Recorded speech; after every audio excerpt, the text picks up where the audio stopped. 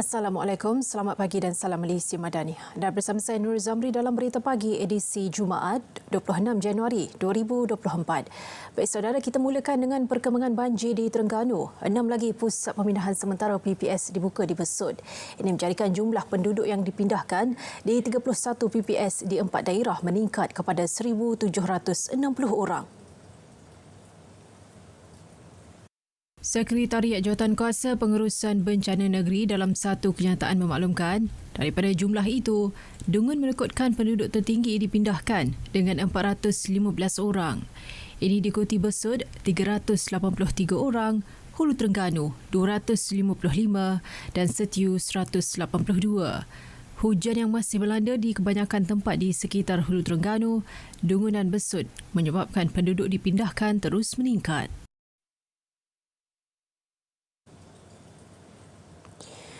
Penduduk yang dipindahkan akibat banjir di Kelantan turut meningkat. Kuala Kerai, Tanah Merah dan Machang menjadi jajahan terbaru yang dilanda banjir susulan hujan lebat berterusan.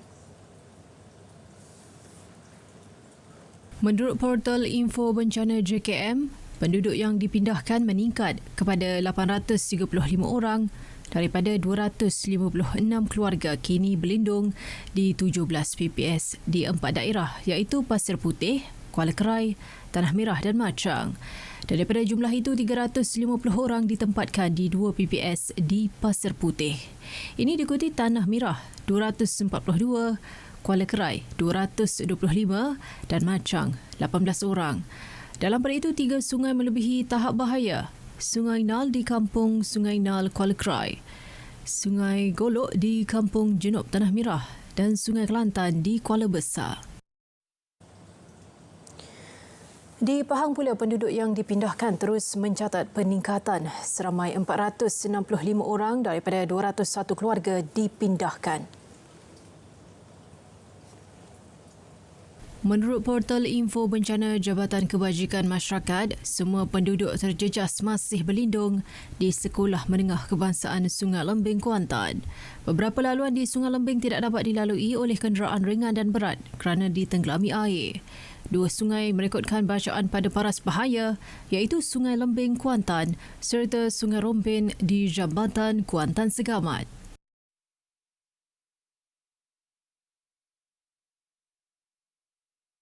Sementara itu, hujan lebat berterusan mengakibatkan 4 kawasan di Kota Tinggi Johor dilanda banjir. Setakat 6 pagi, 251 orang daripada 60 keluarga berlindung di 3 PPS yang dibuka malam tadi.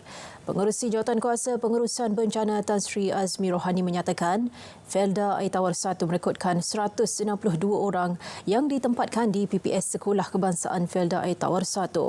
56 penduduk dari Kampung Sepak Hulu dan Kampung Sepak Hilir berlindung di PPS SK Bukit Lintang, manakala 33 orang berada di PPS Dewan Kampung Baru Sungai Mas.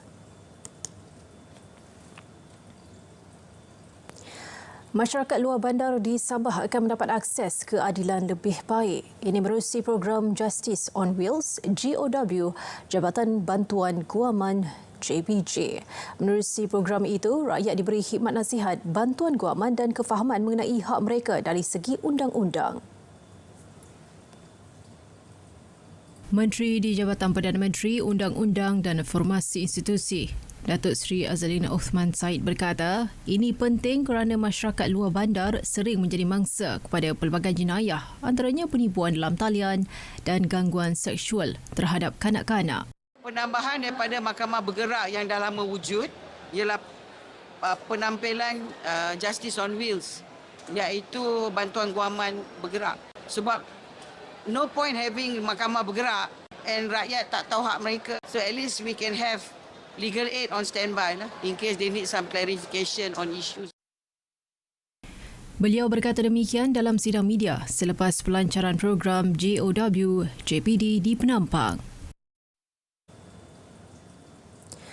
Peranan dan kebijaksanaan kerajaan amat diperlukan dalam isu kedaulatan Batu Putih, Batuan Tengah dan Tubir Selatan. Justru Penubuhan Suruhanjaya Diraja RCI bagi mengkaji pengendalian perkara berkaitan kes berkenaan amat dialu-alukan. Ahli Dewan Undangan Negeri Adun Penawa Fauziah Misri menegaskan, RCI itu satu keperluan untuk merungkai segala persoalan. Ini suatu keperluan untuk membincangkan dan memperhalusi ataupun merungkai segala permasalahan dengan telus, dan saya berharap agar sesiapa saja pun yang dipanggil oleh pihak wajib bagi memberi keterangan dapat memberi keterangan dengan telus supaya rakyat dapat tahu fakta yang sebenar dan keterangan yang benar di mana berlakunya perkara ini, dan memberi kepahaman pada rakyat perkara yang sebenar, situasi yang sebenar berkenaan isu ini. Sementara itu, Adun Tanjung Surat Aznan Tamin mencadangkan supaya pemetaan perairan dilakukan. Ia bagi membantu nelayan mencari hasil laut di kawasan yang sudah ditumpukan tanpa mengganggu gugat perairan negara jiran. Kerajaan negara kita, kerajaan Malaysia dan juga kerajaan Singapura hendaklah berunding secara baik, terutama dari segi pemetaan perairan antara Malaysia dan Singapura. Seperti sedia maklum, masih lagi tak ada muktamad terhadap pemetaan perairan Malaysia dan Singapura ini disebabkan saya tak pasti kenapa, dan saya harap adakan sedikit rundingan yang menyaksikan bahawa kerajaan Malaysia dan juga Singapura dapat bersama-sama bersetuju pemetaan perairan. Saya juga mengharapkan agar pasukan maritim kita juga sentiasa berada di kawasan yang berdekatan kerana ini melibatkan beberapa isu negara. QPEX sambut baik pencerahan oleh Jabatan Perkhidmatan Awam berhubung pengambilan secara lantikan kontrak dalam perkhidmatan awam langkah sementara.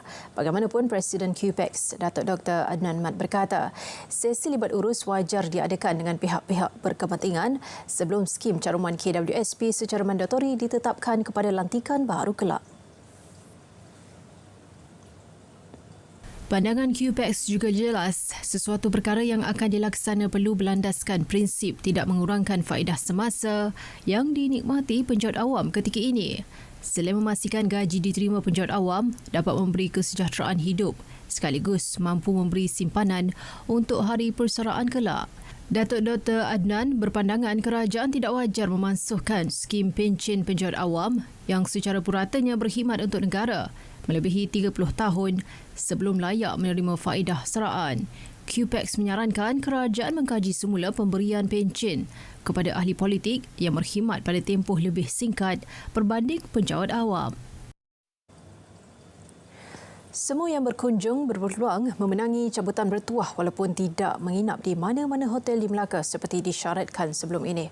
Ketua Menteri Datuk Seri Abdul Rauf Yusof berkata, namun ia tertakluk kepada terma dan syarat yang akan diumumkan bulan depan.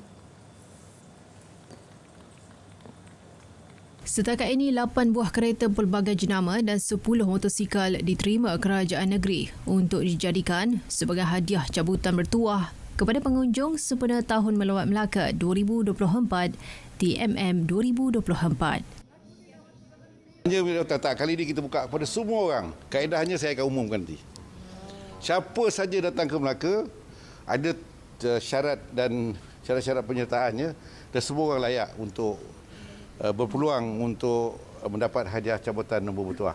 Datang bersama keluarga, lagi ramai datang, lagi banyak peluang untuk menang. Kita ada juga lagi hadiah-hadiah menarik, 10 buah motosikal Y-Suku akan kita berikan kepada pengunjung dan pelancong yang datang. Termasuk rakyat Melaka pun boleh? Rakyat Melaka pun boleh. Siapa saja boleh. Beliau menerima sumbangan hadiah cabutan bertuah berupa 2 buah kereta di perkarangan Kompleks Seri Negeri Air Keroh. 60 pekerja asing ditahan menerusi operasi khas aman di kawasan perindustrian sekitar Kapar Selangor. Manakala 6 lagi tahanan warga tempatan dan 5 warga Cina disyaki berperanan mengurus dan menggajikan pekerja terbabit. Warga asing ditahan melibatkan 31 warga Myanmar, Bangladesh 14, Kemboja 12 dan 3 warga India. Operasi melibatkan 3 kilang masing-masing memproses barang elektronik dan plastik terpakai yang digempur secara serentak. Kesemua tangkapan dibawa ke Ibu Pejabat Polis Daerah IPD Klang Utara bagi tindakan selanjutnya. Berita pagi diteruskan dengan edisi Sabah. Dari sungai ke segara Palestin pasti merdeka. Malaysia Madani tekad perpaduan penuhi harapan.